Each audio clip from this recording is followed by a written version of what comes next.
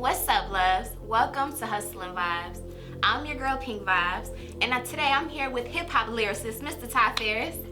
How you doing, baby? You good? Oh yeah, all is well, all is well. All is well. I love to hear that. Namaste to you. Yeah. I'm happy to have you here, man. Man, I know it's been a minute. I was supposed to have been here, but I'm here now, so I appreciate it. You know what? I'm such a strong believer in perfect timing. Yeah. This was, the perfect time, the perfect date to talk about, what you got going on. Yeah. Because you have a lot going on. You have the new album out. Tell the people a little bit about that. So, the new album is No Cosign, Just Cocaine Folk. Doing pretty good out there. Nice. Who are some of the producers you worked with on here? So I worked with Black Milk from Detroit. I worked with Apollo Brown from Detroit. Some other underground legends, Big Ghost, Nicholas Craven, Stu Bangers, Trox, Vanda Slice. Nice. You got a nice roster. Yeah. These guys are really making noise in like the wave of things I'm doing. So, I was lucky enough to make the calls and they for sure came through. Yeah. I love it because you're a solid person, man. Appreciate it. Yes. Now with you are what I like to call like a lyricist, right? Like I feel like we have rappers and then we have lyricists. Yeah, I like to go with that. Yeah, you'll take that? Okay, we'll do that. So with you being a lyricist, take me into your creative process. How does Ty Farris go about creating a song? It's really just trying to challenge myself every time I pick a pen up. Okay. Because I've been doing it for so long, obviously, and I come from battle rapping, and it's just trying to say something it's almost like a shock, like when you hear like, wow, that was crazy. And then trying to continue to creatively do better than that.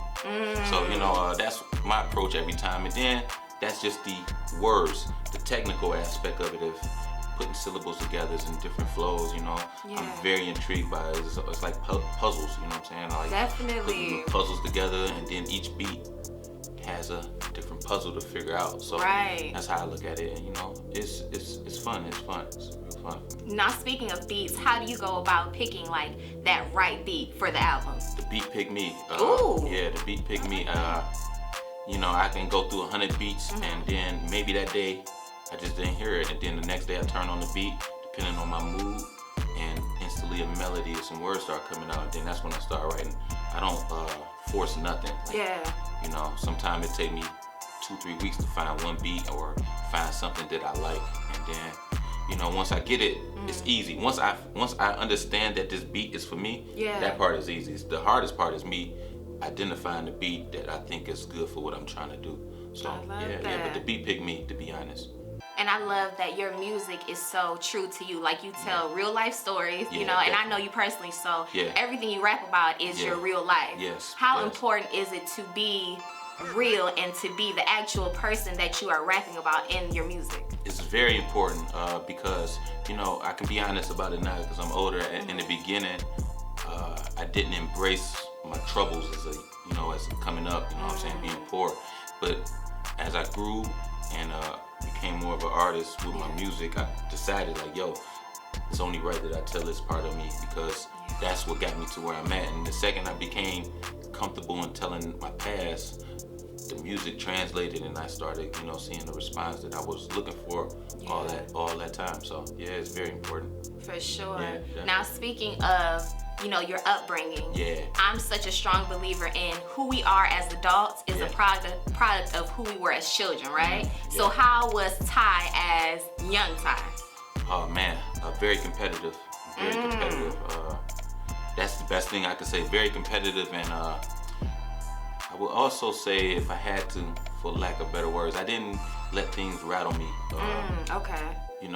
Growing up the way I did, I was just used to disappointment, and being used to disappointment, after you become accustomed to disappointment, when something doesn't go in your favor, you just continue to move on, and so what? I can keep going.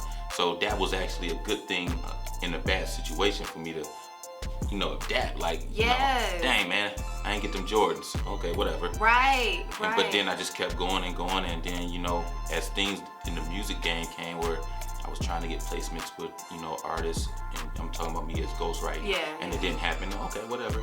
So it gave me a thicker skin, you know what I'm saying? A thick skin to navigate into where I'm at now. Definitely. I have this thing where I say, you can't have a testimony without a test, right? Yeah. Okay. First 4 letters of the word. Period. Right? Yeah. Yeah, so I feel like with your testimony, with you, you know, coming from where you came from, with you going through the struggle that you came from, now, you know, that little boy who's coming from nothing, who feels, you know, like he has no way out, who feels like this is impossible to, you know, achieve his dreams. Definitely. You are that vessel that God is using to show others, like, it's not where you come from, it's your mindset and where you're going. That's it, man. You know, where I'm from, you know, my neighborhood, it's the easy way out to just, you know, just say, yo, I'm a product of this neighborhood. I have to be this and that. You know, you can be this and that, but if you don't have the projection or the admiration or whatever you want to word, whatever word it's supposed to go right there. If you don't want to fucking have something better for yourself in life, you can't blame that on your past. You have the opportunity to make that happen for yourself. It's all about the mindset. You know what I'm saying? I could have settled for being a knucklehead. And, you know, I was a knucklehead, but you know, I could have settled and just continue to be a knucklehead and end up like most knuckleheads, you know, dead in jail. But I decided like I wanted to do something for myself, and you know, I got kids, so I want to make sure I take them there and take care of my kids. So amen to that. Definitely. I love that. Now, when did you know, like, okay, I am gonna be an MC when I grow up? Like, at what age? Shit, man, I didn't know until probably 22.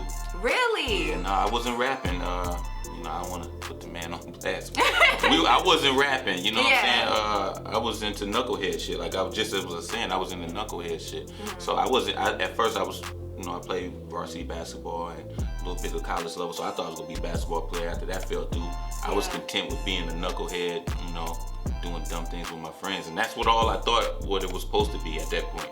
You know, find a job here and there and work, and then go out, look for girls and party and repeat. And then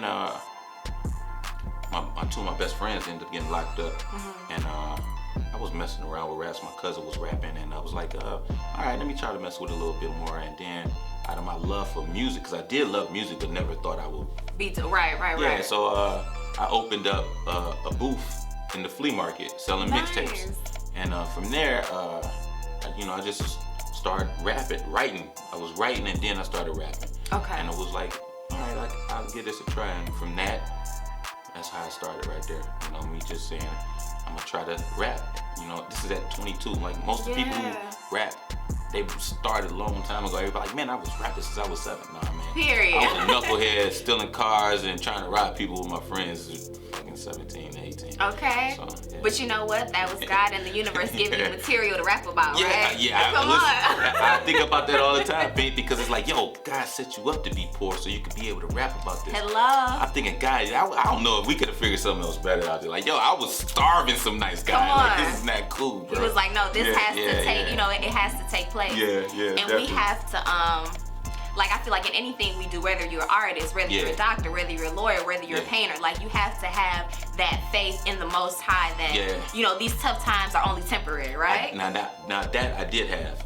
You know, I remember when I was young, I would go to sleep praying that I would get taller because I wanted to be in the NBA. Yeah. Right? I would go to sleep, so I wake up and stand by the door because I would write how tall I was on the door. Yeah. And like, damn, I didn't grow to that. And but I had faith that something. You was gonna grow taller. I had faith I was gonna grow taller, and I had faith that this condition wasn't for me. I don't know why I believed that. You know what I'm saying? Like, I don't know why I believed that I wasn't put on this planet to suffer the way I was suffering. You know, and I was put on the planet to suffer at that moment. For experience, I believe. Come on, it's either a blessing or a lesson, right? Like, nothing is a waste, and each day and each By the way, this is a great interview so far. Yes. Wow, man. Wow. Okay, I'm sorry. I didn't mean to break up the. No, that's okay. I appreciate you. I appreciate you. Cool. And that's why I feel like, you know, this is the perfect time for this. You know what I mean? Definitely. Because not only just with the album, but you have grown as an artist, as a man, as a father, and all aspects. Yeah, for sure. So now it's like you can give those jewels out to the world. You can help I love doing that too. Yeah, that upcoming rapper who has no, you know, no way out, or who's been locked up, or whatever his struggle or his Achilles heel is, you know, you can come back from that. You feel me? Because we all have that. Like, we all have that one thing that we struggle with, you know what I mean, and we battle with, although we have our talents. Yeah. And although we have our faith, it's like nobody's perfect, right? Facts. It's our human nature. Now, you've been in the game for such a long time, and you've been an understudy for some of the greats. Yeah. How have that influenced you as an artist, being around all these greats? Yeah, man. So I come from, you know, the tutelage of Big Proof. Yes. And you know, it was so crazy because you know, I was one of the guys who was with him often. And, you know, the stuff that when I was with him, I didn't understand it, but now I understand it fully. Like, just the way he used to move and communicate with people, and it's like, yo, we gotta go over and say what's up to them before the bar closes. I'm like, bro, can we go tomorrow? No, gotta go now. Those relationships, building those relationships, and making people understand that, yo, I'm this person right here, like Eminem's best friend. I'm a multi-platinum artist, but I'm still right here with you. Yeah. You know what I'm saying? And he was the best at that. Like, people who don't know, Proof ran the city. Like, Eminem didn't run the city, and no disrespect, and Proof ran the city, you know what I'm saying? And he brought people together, street people, hip hop people, and you know, I feel like I do that somewhat and to some degree, and it's just dope, man, that I was able to witness that firsthand, because I would have never even thought about moving the way I move now if it wasn't him. Yeah. And I've basically used his whole blueprint since then, even with me building my own branding and label. Everything that our car rides, you know, me and P would ride because I was driving them. You know, all them little talks, I always remembered them, but I didn't understand them until I got older and put in a position to where I could do the things that he was doing. So, that's you my guys guy. are really like brothers. I don't know if you remember this, but the very first night I met you, right? This was like years and years and years and years ago. I was supposed to be at I think it was Hart Plaza for something, but it ended up getting canceled. And me and my girl Ray ended up going downtown to a club. Shout out to Ray, all eyes on Ray. And it was you, Proof, and Famous, right? And I don't know what Proof said, but he was like, y'all coming with us. And we ended up going in the club and had the time of our lives, bro. And you guys were so like, it was just this energy. I'm like, oh, they own some. It wasn't like normal energy. It was like kingly energy, but still humble. Still in there doing he was doing the dance moves. He was doing the dance battle with a girl, and I was just like, you just caught it. Yes. My man, he has such an energy about him, man. You know, and I don't even remember that part. Of me, so crazy, but that was a normal thing where we would just go out and the people he meet, the energy and impression that he left on them, they still talk about it to this day. I get people who I'd never met in my life, man. You knew Proof? I'm like, yo, man, I was in Toronto and I was walking, and then we was walking, me and my friends couldn't get in the club. He paid for us to get in the club, like that type of thing. He was doing this all across the world, you know what I'm saying? And it's like, wow, you know what I'm saying? Like, genuine soul, man. And it was crazy. I remember meeting him once before I saw him with you. And he was like, I know you. You feel me? And it was almost like I was his cousin. You know what I'm saying? That's how genuine it was. It wasn't no fake energy. Like, what you drinking? What you know what I'm saying? Just like, I'm just like, yo.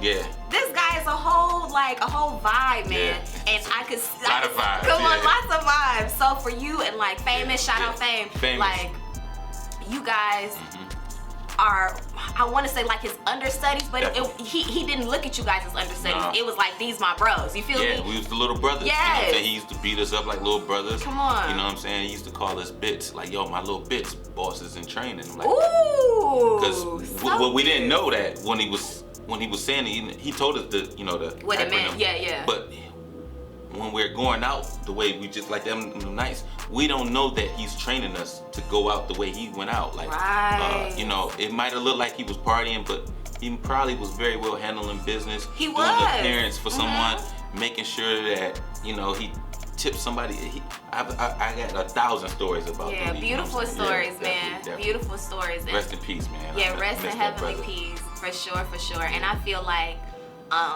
people like that, they're so rare, right? Because when we get that level of fame or, you know, when we're in the limelight, it's like we change. But every time I saw him, it's like, what's up, P? You feel me? Like no different, no acting funny, no none of that. Once. You feel me? Not once. And it's just like, wow, this man is traveling the world. Yeah. You know what I'm saying? Like with whoever, and when he's in the city, he's moving like just regular Joe Schmo. And I'm like, that's so commendable, bro, because he was so like genuine. You know? He left the MTV Awards, jumped on the plane, said, I'm not staying in Cali. Got back in Detroit, because you know there's 3 hours in front of us. Right. Got back here and went to St. Andrews with us to go party. Come on. It's like, yo, I'm gonna meet y'all down there. I'm getting off the plane now. Huh? Okay. What? I like, thought you said the MTV Awards. I was. Yeah, he was. He said it like, you know, wasn't no phones or nothing like that. He can hear he put the phone up like, yo, Marshall, say what up to the Purple Gang. Shout out to M, man. Yeah. For really putting the city on, like even with D12. Yeah, definitely. Like being around them, you know what I mean? Soaking up that energy of this group that was just out the box, right? Because each member has their own rapping style, and they're not trying to do what the other groups are doing. They're like using comedy. They're using stuff that like shock value. Yeah, and you know they're lyrical too. So you know, I don't ever want to downplay that because you know I put them against anybody when it comes to the lyrical. Dope, you know man. what I'm saying? Definitely. Yeah. Shout out to D12, man. Them big brothers. Yeah. So I know you've been on tour, right? Yeah. And I know it's been some like crazy nights or crazy stories. You got to give me a little sprinkle of a crazy story on tour life. Well, I can't give up some because of the forbidden rules of tour. Okay, so we're gonna keep it G14. Some things you don't supposed to tell and can never tell. Yes. You know, this ain't Vlad TV. Is that what the dude name? No, we're not. No. Can't put nobody under the bus. Respect him, but nah. So many of them, man. I can imagine. I'm just trying to think. All right, I get one with proof, man. That's cool. No. Okay. No, it ain't bad about proof. This is bad about the other end of it. Okay. All right, yo, so check it. One time we in Toronto, and after the show and everything is cool, as usual, proof like, yo, we're going out, man. We're gonna go to the hotel and change and stuff. Yeah. And like, proof is made for this. Like, he's made for going around the world, staying out all night. Come on. I'm like, man, I don't know, man. I'm tired, bro. It's like, man, you better get your ass down here and be down here in 10 minutes. So we gotta go.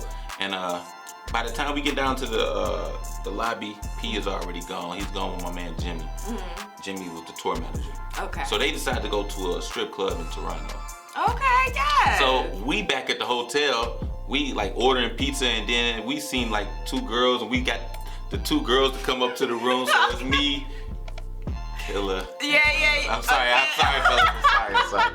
They'll tell it.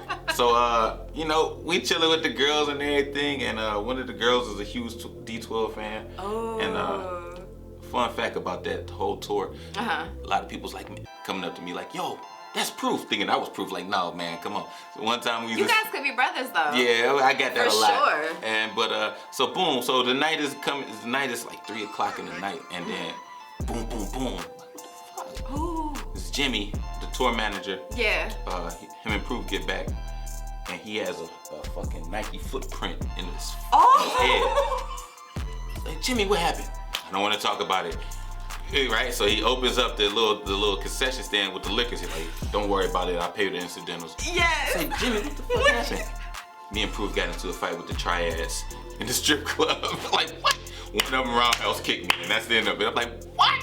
Thank you for sharing that. He had a Nike print on his head, like somebody stamped Nike on it. They gave him a judo kick. I don't know if he exaggerated or not, but I did see the Nike print. He's like, yeah, man, one of the triads roundhouse kicked me. That is, I'm over here tearing up, bro. I'm thinking like, yo, how did y'all get into a fight with the triads? I don't remember that part, bro. It was like, it was just a blur. But those. And then I go to ask P about it. P like, I don't know what you're talking about. Right, P like, listen, I was just there, but I ain't. I'm looking at P face to see if he got hit. Nah. They love P. They ain't fuck with P. That is amazing. Yeah. But you know what's so wonderful about things like that? Yeah. Like, you can't keep a person forever, right? But you can keep their memories forever. Oh, yeah. And that's the beautiful part. Like, God lets us keep those memories, and you have these, you know, beautiful, fun. I got a million of them with P, man. Yeah. That's the cool part about it, you know. P came to my grandma's house, and my grandma hated it because he didn't know that my grandma was.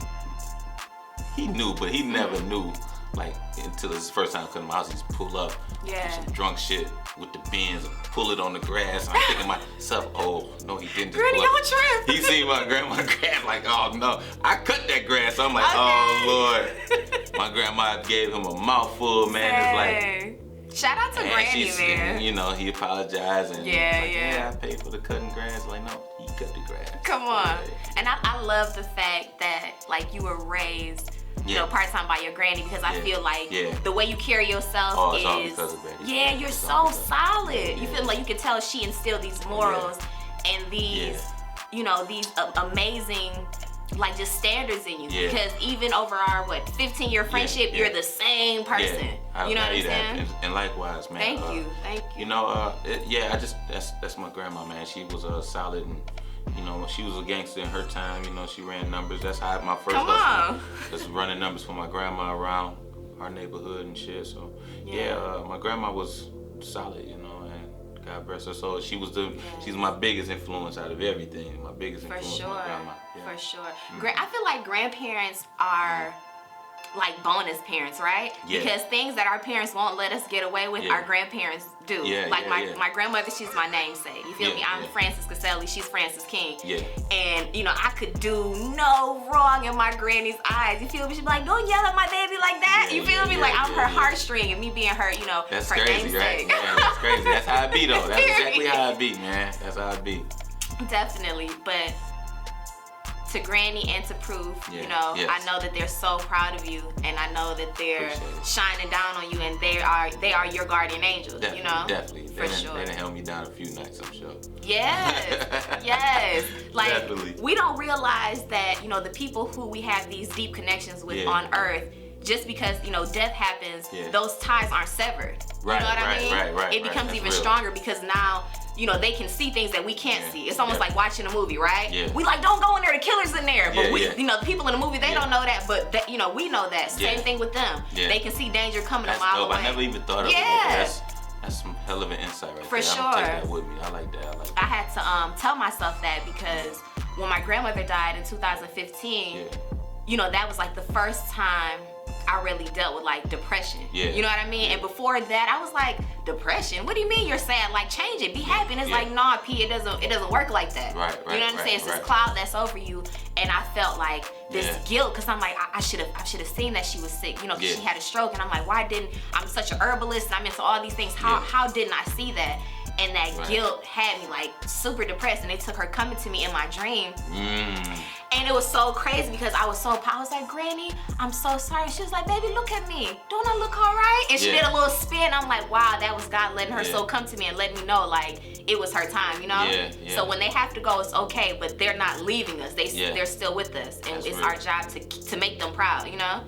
I'm glad you told me that. For sure, baby. Taking that with me. They vicariously live through us because they're not here on this physical plane, but they have a front row seat. Definitely. They're on God's right hand, you know? So you got somebody to talk to God for you, you know? So come on. That's real. I had to train my brain to look at death like that.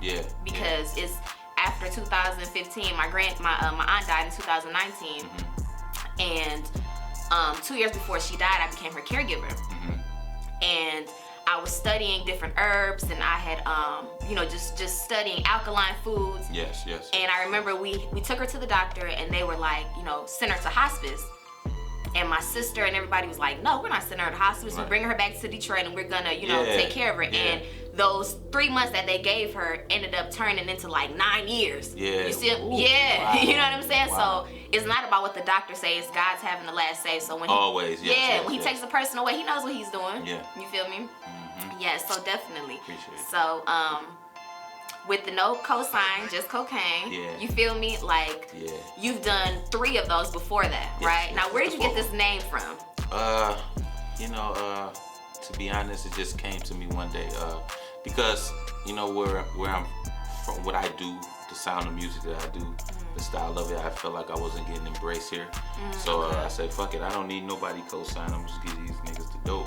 So like you know, I made it, you know, ring, no cosign, just cocaine. So I put the first one out, and I just started targeting a wider audience around the world. And the second I did that, the first one was cool. The second one really took off. And then, you know, was like, shit, I gotta do a 3 and then I gotta do a 4 now. Come on. I'm gonna end it at 5, but now I've got to the place that I wanna get to with my music for is the audience now. So, it's kind of crazy because when it comes to like our city, people, if you're not doing this and at this level, they don't know if you're successful or not. But I think everybody has to have they have to have a what you consider success talk. You know what I'm saying? Yes, yes. I consider success where I can pay my bills and take care of my family off of music. That's what I consider success. Like I don't need a fucking 40-acre mansion and shit like that. Yeah. You want to be comfortable. Yeah, I want to be comfortable and do what I love to do. So, now that I'm in that position to do it like that, it's beautiful. Like everybody I'm not the most known person out in Detroit. I'm known probably for being out, but not musically. So, it's just levels to success and how you target the audience. Yeah. That's the most important, I think, the targeted audience. Once you understand your targeted audience, you can dial in on just like, if these 1,000 people want to buy something from me, I'm gonna work with these 1,000 people. I'm not gonna worry about everybody else. Who's not right. I'm gonna work on these people who want to support me, and then once you understand that, those 1,000 people got friends, and then that 1,000 start to become 1,500, 2,000. Yes. And no one knows anything about a fan base of mine, and I'm saying it on the lowest level. Right. I'm trying to humbly say this is humbly. It's like, you don't know who I am and what I'm worth or my music or how I make money through music, but I do. You know what I'm saying? Like I definitely do. And wonderfully. I do. But again, you know how our city is. It's like if you're not, and this is not me hating or anything, or none of the artists, but like if you're not this in Detroit, we are in Detroit. It's like you got to be this and this sound, but it's a whole nother. Like it was just. We just celebrated J Dilla's birthday. J Dilla is the most known producer in the world. Yes. You go into a club right now, ask somebody who J Dilla is, they have no clue. You see what I'm saying? It's crazy. But J Dilla is literally one of the hands responsible for changing the sound and molding the sound of hip hop. You go back to the old Busta Rhymes, Erykah Badu, Common, Q-Tip. Come on, Tribe, yes. And that's a whole nother side of hip hop that we created that isn't really glorified in Detroit because we got what Detroit glorified. Yeah. So, I get it. I was watching this documentary and they did a piece on Dilla. And just really seeing, these other artists who worked with him, just in awe of, how he worked and, how he would make a beat. And his process was so amazing. You know what I'm saying? Like he was into that neo soul, but he's gonna put a little splash of this, and they're just like, it's conscious now. People understand Dilla was, first and foremost, Dilla from our hood, Dilla from Coney Garden. So I got to make sure I say that, Dilla was not 8 blocks away from me, man. Wow. So he used to play basketball in his projects and shit, man. Nice. But he's that guy, and his sound has really. So his sound opened the door for artists like myself from here, Slum Village, Guilty Simpson, Frank and Dank. These artists that tour, they go on tour and get treated like the Beatles outside of Detroit. Sure. Come and walk through a Walmart, nobody know who the fuck they is. And I'm not saying that to shit on them. They understand these things. For sure. I always tell people that there's always going to be a group of people out there that's loving what you do, right? Yes. It's like 7.5 billion people in this world, right? Come on, man. You feel me? You don't have to. If you don't appeal to this group, it is okay. And sometimes where you live may not be where you're going to flourish. Man. It sucks to say it, but that's just reality. Whether you're from Istanbul, whether you're from California, whether you're from Egypt, like wherever you're from, that may not be where God want to use you as a vessel, right? Like look at Nip, right? His parents came from East Africa, but he came to the West Coast, is like the Dalai Lama for the Crips and the Blood. You know what I'm saying? God used him as a vessel across the world, but we don't know what we're being used for or where we're going to be used. You feel me? That's a good example. So if people not feeling you in a certain place, you have a whole nother demographic that you can appeal to. Yeah, but the mental strangle of the artist not being accepted in the city is tough, you know what I'm saying? And without the knowledge or the wherewithal to understand, you have to navigate and network outside of the city. That's a lot. That's a lot for someone who's, just want to do music and don't understand the business of it, and knowing that, I can go here and start making. So it's like people who don't know you will support you way quicker than the people who know you, right? Isn't so, that, you know, isn't that's that how it crazy? goes. So, you know, you gotta take that with a grain of salt when you. Definitely. Now, what's some advice for that artist who's out there who feel like he's not getting the love from whoever it is, you know, from his peers, from the city he's in? Like, what's some advice for him on keeping going? For the artist, like, you know, it's really a mental thing because, you know, it's a lot of art. So it's a big competition. Let's be clear. It's a billion artists. And it's like, let's say 100,000 in each city at this point, right? Right. Obviously the numbers are skewed, but you know, you get the gist of it. If you're really passionate about what you do, what I believe is you continue to do it, and the universe will open the doors for you because the universe is gonna accept that you really want this. Yes. The universe is gonna be like, okay, he's serious. Yeah. The universe is always gonna weed out the people who ain't serious about what they wanna do. And the ones that are successful are the ones who made it through that process. That's my thinking. You know what I'm saying? I could've quit a long time ago. I could've, like, think about it. I've been going for almost 20 years and I could've quit 6 years ago. Right. When I had 700 followers on Instagram and 30 views on my songs and shit like that. You know what I'm saying? If I would have quit then, I would have never got to me being able to do what I'm doing now. You know what I'm saying? So you just got to stay at it. Believe that you are here to do it. Amen. I believe that. That's the one thing I never wavered. That I was going to be successful with music. I never wavered it. I had some moments where I'm like, damn, this shit gonna work. Yeah. But I never wavered my dedication to music and believed in the process. So, you know, just continue to do what you do. Yeah. Do it with passion and care. Because you got to make sure you put the care into the music. You know what I'm saying? You just don't be putting music out and just looking at shit out like, no. The people going to be able to tell that you took only a couple, you know what I'm saying? I'm not the artist who's like, yo, man, I wrote that shit. No. I take 3-4 days to write a verse. Because I scrutinize every line I write. I scrutinize it. Can I do better? Yeah. You know what I'm saying? Yeah. And so me giving that energy to the universe, I think the universe is finally repaying me. Sometime it repay you in 15 years, sometime it repay you in 6 years. Yeah, you know, everybody's journey is different. So just stay on course, man, and take this shit serious, and I think the universe will take care of you. For sure. No, I agree with that 100%. I strongly believe in the law of attraction, right? And basically the law of attraction is everything you put out to the universe, it comes back to you. Like the universe is a mirror, right? So if I'm like, I have this show idea and I want it to flourish, you know what I'm saying? The universe see me working on my interviews, you know, being on set, you know, in the grind of it. It's like, okay, P. Yeah.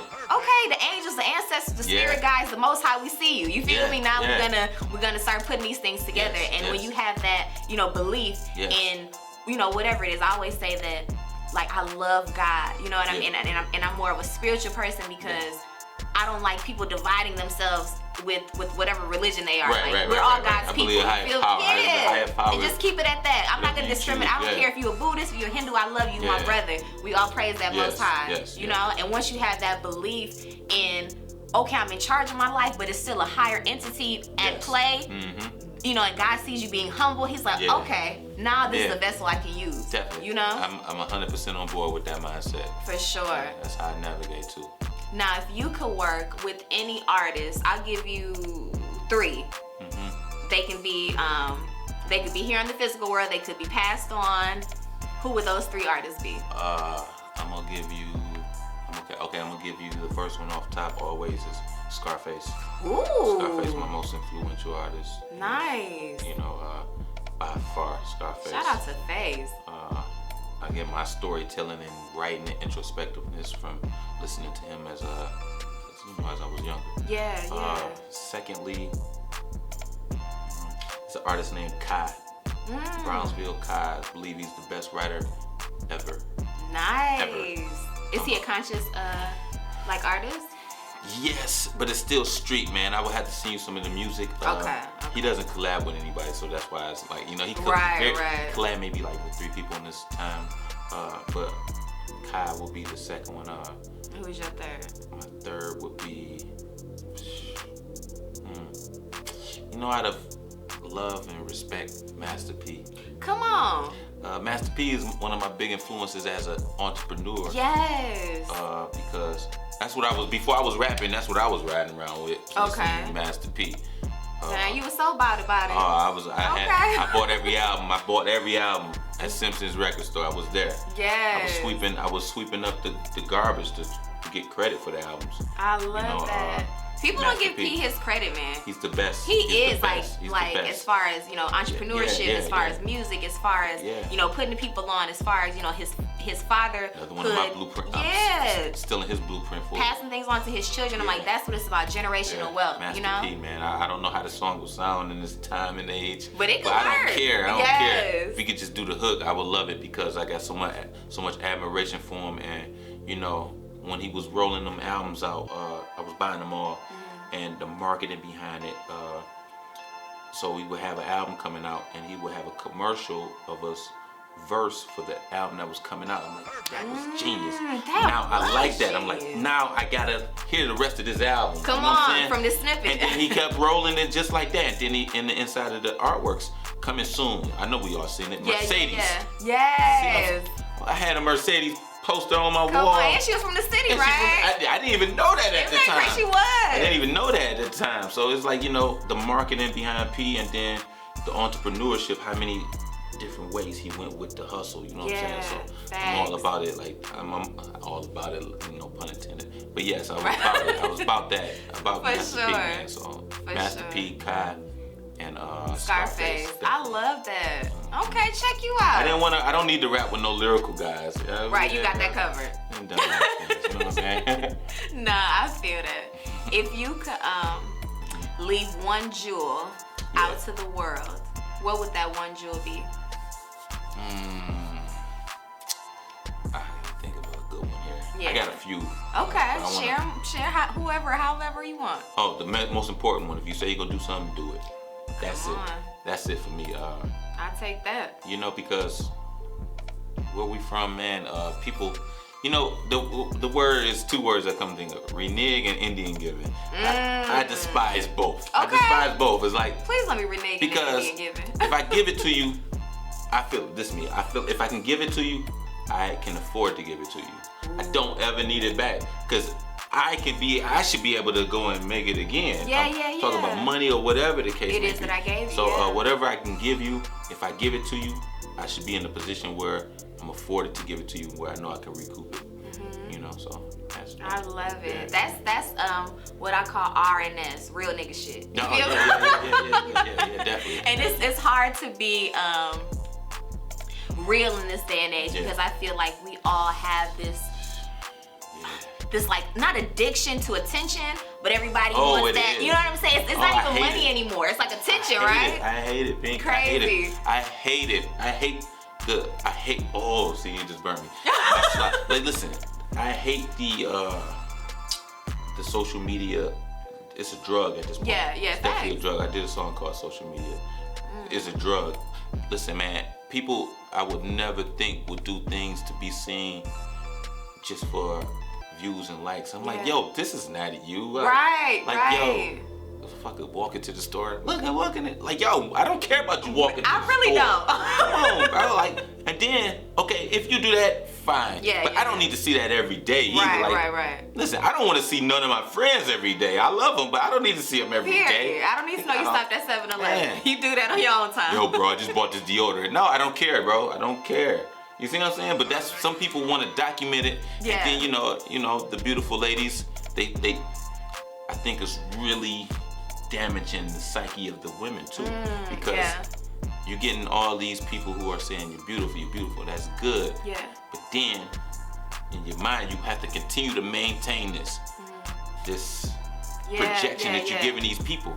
And then you become to a point where you're addicted to getting that attention from these people. These people don't give a fuck about you. Right, in real life, In real life, they don't give a fuck about you. So, once that part of it becomes a drug for you, you figure out ways to continue to get these people, because boom, I got 5 million views on this view. Oh man, I only got 3,000 on this one. Now your psyche and your self-esteem is fucking going like this. So you do whatever it takes again to get that 5. And most of the time when you start doing these things, you're compromising yourself and the integrity of yourself. That's so, you know, true, man. I hate the social media addiction of attention. Of course, if you're marketing something that you're selling, I'm fine with that. Yeah. But when it started becoming like your personal and you're exploiting yourself for attention, I disagree with it. Facts. I had a friend ask me, he was like, P, man, I wish your fine ass would post most pictures of yourself. And I was like, Mama, you already know I'm fine. Like, I want you, like, you feel me? Like, you already know that. But my thing is, I want you to see how I think. I want you to see my spiritual views on things. You feel me? I want you to see my lifestyle of yoga and, you know what I'm saying, Zenness. Like, that's me. And you've been on that too. Yeah, been on, like, it ain't even no cloud or no, come on, you know? It's almost a lifestyle. So it's like, I don't have to show you my beauty. You're gonna just feel my beauty through my energy. You know what I'm saying? Like, oh, this, real. You feel me? Yeah, and definitely. We have to change the way we think because it's over with. It's crazy. Chinese did TikTok and now they got us all over. It's like we're all chasing clout, and it's like, you know what? Instead of clout, you have a talent, right? Yes. God gave us a gift, and our gift back to Him is what we do with that gift, right? And everybody has that special thing, and it's almost like we forgot that even exists. It's almost like clout is the only thing that can be manifested into money or into wealth. It's like, no, that talent that you have of making that or doing hair or doing nails or being a carpenter or being a mechanic, that is your gift to the world, not us seeing what you're doing at, Subway. But it's just what Subway.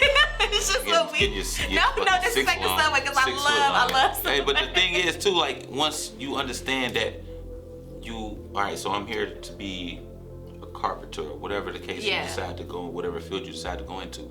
Boom. Now, if you want to get creative with the marketing on selling your talent, exactly, I am perfectly fine with that. You know what I'm saying? I'm not here to knock anybody who's using these social platforms to build their brand because I believe that's what it's for. Yes.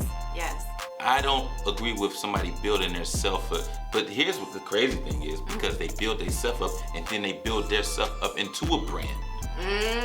You know, why? So why are you popular? Because I'm popular on the internet. Okay. What did you do to get popular on the internet? Be popular on the internet. Talked on the internet and did a lot of pictures and I'm pretty. Okay, simple. It's crazy. Shit, you got me on that one. I can't argue with that. Like, I can't argue but that's 1 in a million. That's like making an NBA. You know what I'm saying? It's just a lot. It's a lot. So good dialogue. Yeah, for sure. Great dialogue. I'm so happy you're here, man. For sure.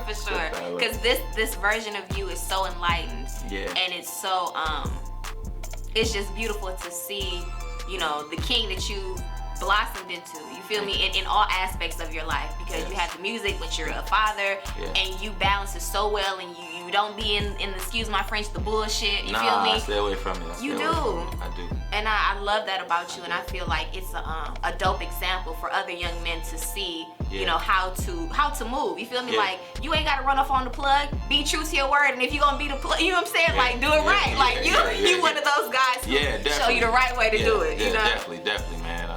I take pride in that, man. I find the younger artists in the city at this moment, I've been doing that. And, my best mentorship, like, no, don't do that deal. Like, I'm even advising on, like, deals to turn down and stuff. Like, no, man, listen, I know that looks good right now, but trust me, if you can just hold out and work some more, you can double what they want. It's just these small little tidbits like that, Come you know what I'm on, saying? for Because, sure. like, if they... anything of a business thing, if they already offering you this, and I get this from Master P. Yeah. Jimmy Iovine's offered him $1 million. He said, if Jimmy Interscope, right? If he's offering me $1 million, I gotta be worth at least 10. Look at that mentality of kingliness, man. But so the second you understand that, but that's not hard. That's not an easy thing to be wired to deal with. And I was wired because I was a fan of P. I'm like, nah. If they want to give me this amount of money, I'm a hustler. I can get that amount of money. But that just let me know that I'm worth that amount of money. And if you can have the discipline and the work ethic to get to that, be good. You know what I'm saying? Yeah. Oh my gosh, I'm so happy, man. And I appreciate you for sharing your time and your energy with me. It's overdue. It's overdue. Man. Yes, but it was perfect timing, man. Tell the people how they can get in contact with you, your social media. Ty Farris on Instagram. That's where I'm normally at these days. And then my label website, BarsoverBS.com. For sure. BS. Yes, Mr. Ty Farris in the building with Hustling Vibes. I appreciate you guys for tuning in, and I'll see you on the next episode of Hustle and Vibes. Peace. Peace.